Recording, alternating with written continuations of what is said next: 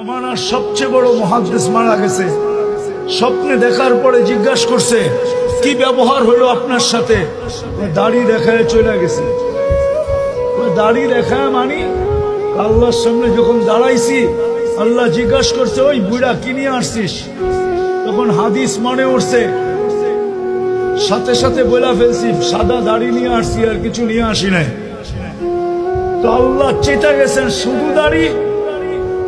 তো প্রতি উত্তরে বলছে, আপনি রাগ হন কেন? এই হাদিস কি আপনি বলেন নাই জিবরিলকে?